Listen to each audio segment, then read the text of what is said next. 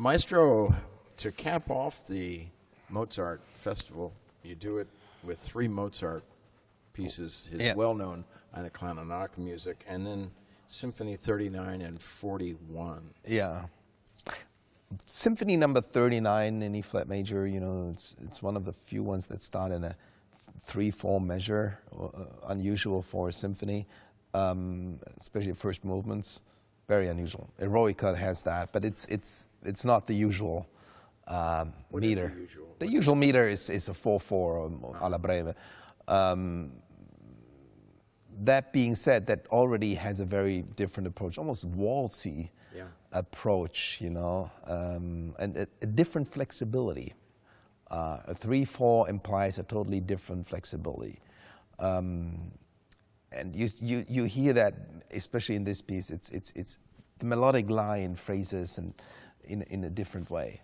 It's almost more romantic in the way that it's built. Really, the dance dominance is in the first movement. We always know it from the minuets and, you know, the middle movement sometimes. But to start a symphony like this is very unusual. The kleine Nachtmusik is, you know, always looked down to because it has been abused. It has been played so much, but with awful amateur orchestras, you know, or it has been played on André Rieu or something awful, bastardized versions of it, you know. Elevator music, you know, and I want to bring it back on the concert stage saying, my God, this is a true masterpiece. And what we made out of it doesn't mean that this is one of the great masterpieces. And I think to get a fresh approach to a piece like this, it's very challenging but very rewarding, because we all of a sudden discover the depth of this piece, and I think the joy that it's sending, the joy of music making, I think is so captivating in this piece. But of course, you had to crown off your Mozart Festival with his last symphony. With his last symphony, his biggest in a certain way. So biggest in every sense. I think it's the most powerful, and Jupiter is, of course.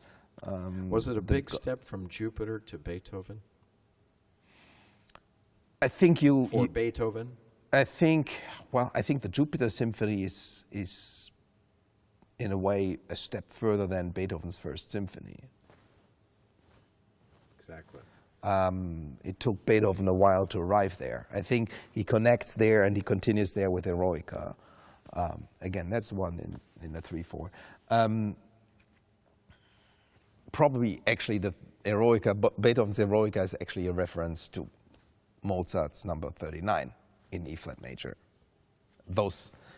And he had that totally in mind, and that's why it's also in the 3/4. Interestingly enough.